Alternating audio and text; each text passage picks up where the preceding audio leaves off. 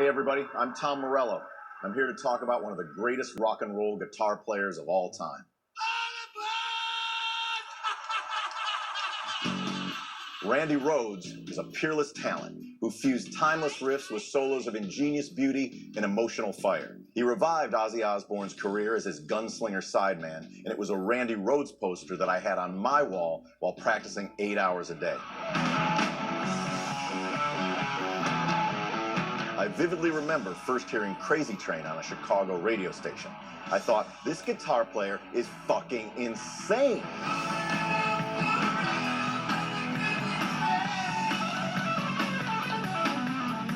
He spawned a whole generation of guitar players. He could change everybody. Randy's licks are all over Metallica albums. Guess what? I caught that, for one.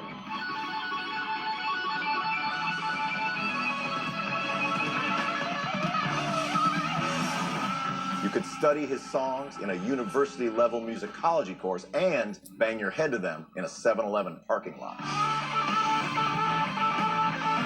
He turned on to me and said he wanted to quit rock and roll, he wanted to go to UCLA and get a degree in classical guitar.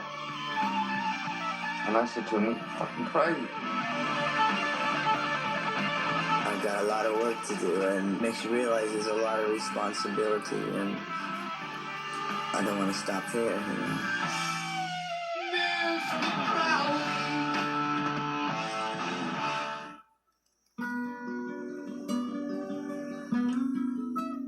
Randy tragically passed away at 25 years of age in 1982. When he died, part of me died with him. I lost a dear friend in my life, and I miss him terribly. The show was over even before it really got going. I named my firstborn son Rhoads in his honor as a thank you for showing me the way.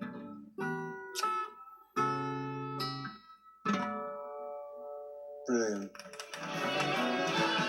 The elite guys that sit at the round table of greatness there, the Hall of Fame. Hendrix, Jimmy Page, Jeff Beck, Eric Clapton, Eddie Van Halen. Randy, hands down, sits at that table. Now the incomparable Randy Rhoads stands where he belongs in the pantheon of greats. It's my honor to welcome Randy Rhoads to the Rock and Roll Hall of Fame. Goodbye to friends.